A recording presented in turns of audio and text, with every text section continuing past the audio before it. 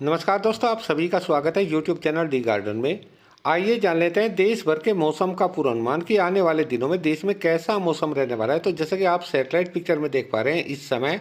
देश के पूर्वी राज्यों में घने बादल छाए हुए हैं, क्योंकि यहाँ पर एक डीप डिप्रेशन वेदर सिस्टम बना हुआ है, जिससे बिहार, झारखंड, पश्चिम बंगाल, उड़ीसा, छत्तीसगढ़ के काफ़ी भागों में अगले 24 से 48 घंटों के दौरान मध्यम तेज भारी बारिश व कुछ इलाकों में भारी मूसलाधार बारिश होने की संभावना बनी रहेगी। और दोस्तों, पूर्वी राज्यों को तेज भारी बारिश देने के बाद में जैसे वेदर सिस्टम अगले 24 से 48 घंटों के दौरान उत्तर पश्चिमी दिशा में आगे को बढ़वार शुरू करेगा,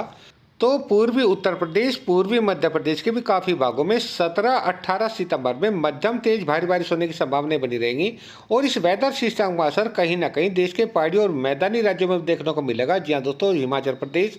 उत्तराखंड, हरियाणा, एनसीआर, दिल्ली, पश्चिमी उत्तर प्रदेश और राजस्थान के भी उत्तरी पूर्वी भागों में कुछ न कुछ वेदर एक्टिविटी देखने को इस सिस्टम की वजह से मिल सकती है। तो आइए जान लेते हैं इस वेदर सिस्टम का पूरा ट्रैक कि यह वेदर सिस्टम किन किन राज्यों के ऊपर से होकर के गुजरेगा और किन राज्यों की ओर जाएगा। तो दोस्तों, इस समय तक वेदर सिस्टम पश्चिम बंगाल के दक्षिणी भागों पर बना हुआ है और अगले 24 घंटों के दौरान तक झारखंड के दक्षिणी भागों से होते छत्तीसगढ़ के उत्तरी भागों पर पहुंच जाएगा, जिससे आज रात में तो बिहार, झारखंड, पश्चिम बंगाल और उड़ीसा के मध्य उत्तरी भागों में या मध्य पूर्वी भागों में मध्यम तेज भारी बारिश व कुछ इलाकों में भारी बारिश होने की संभावना बनी रहेगी। लेकिन कल होते होते जैसे ये वेदर सिस्टम छत्तीसगढ़ के उत्तरी भागों पर पहुंचेगा,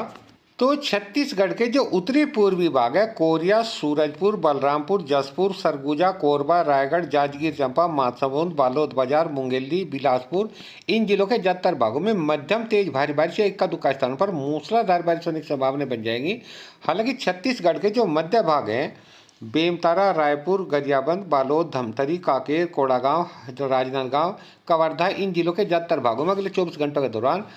हल्की या हल्की से मध्यम बारिश होने की संभावना है। इसके अलावा झारखंड और बिहार की बात करें तो अगले 24 घंटों के दौरान झारखंड के तो ज्यादातर भागों में मध्यम तेज भारी बारिश होने की संभावना बनेगी। जी हाँ दोस्तों, हजारीबाग, कोडरमा, गिरिडीह, देवघर, दुमका, पाकुर, गोड्डा, साहिबगंज, जमतारा, धनबाद, बोकारो, रामगढ़, रांची, खूंटी, सरायकेला, पश्चिमी सिंहभूम, पूर्वी सिंहभूम, सिमडेगा, इन जिलों के ज्यादातर भागों में हल्की मध्यम में कुछ भागों में तेज बारिश होने की संभावना है। लेकिन झारखंड के गढ़वा, पलामू, चतरा, लातेहार, इन जिलों के ज्यादातर भागों में भारी मूसलाधार बारिश होने की संभावना मिलेंगी। हालांकि बिहार की बात करें तो अगले 24 घंटों के दौरान बिहार के भी जो दक्षिणी पश्चिमी भाग हैं, कैमूर, रोहतास, औरंगाबाद, अरवल, जहानाबाद, गया, पटना, भोजपुर, बक्सर, वैशाली, मुजफ्फरपुर, दरभंगा, इन जिलों के ज्यादातर भागों में हल्की मध्यम में कुछ भागों में तेज बारिश होने की संभावना मिलेंगी। हालांकि बिहार के मध्य पूर्वी भागों में कल से हल्की बारिश होने की संभावना रह जाएंगी, क्योंकि कल तक यह वेदर सिस्टम छत्तीसगढ़ के उत्तरी भागों पर पहुंच जाएगा। और दोस्तों, छत्तीसगढ़ के उत्तरी भागों से वेदर सिस्टम ठीक उसी तरीके से आगे को बढ़वार करेगा जैसा कि आपने अब से 3-4 दिनों पहले एक डिप्रेशन देखा था, जो कि पूर्वी मध्य प्रदेश के पूर्वी भागों से होते पूर्वी मध्य प्रदेश के उत्तरी भागों पर पहुंच गया था, यानी कि टीकमगढ़ पर पहुंच गया था। दोस्तों, यह वेदर सिस्टम भी ठीक इसी तरीके से आगे को बढ़वार करेगा,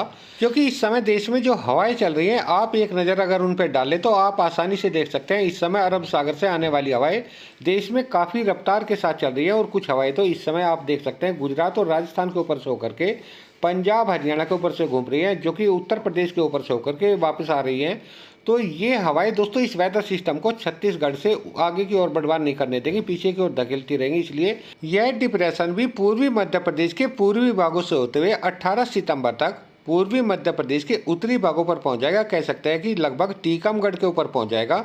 जिससे 17 से 18 सितंबर के बीच में पूर्वी मध्य प्रदेश और पूर्वी उत्तर प्रदेश के काफ़ी भागों में मध्यम तेज भारी बारिश होने की संभावना बनेगी। जी हाँ दोस्तों, पूर्वी मध्य प्रदेश के टीकमगढ़, छतरपुर, पन्ना, सतना, रीवा, सिंधी, सिंगरौली, शहडोल, अनूपपुर, डिंडोरी, मंडला, बालाघाट, सिवनी, जबलपुर,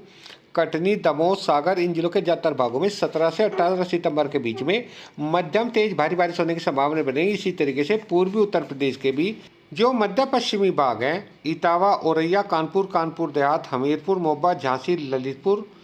लखनऊ, रायबरेली, अमेठी, सुल्तानपुर, आजमगढ़, मऊ, बलिया, गाजीपुर, भदोई, वाराणसी, सोनभद्र, मिर्जापुर, प्रयागराज, जौनपुर, कौशाम्बी, चित्रकूट, बांदा, प्रतापगढ़, फतेहपुर, इन जिलों के ज्यादातर भागों में 17 से 18 सितंबर के बीच में मध्यम तेज भारी बारिश होने की संभावना बनी रहेगी। और दोस्तों, मैदानी राज्यों में भी एक बार फिर से 17-18 सितंबर से पूर्वी हवाएं चलना शुरू हो जाएंगी, जिससे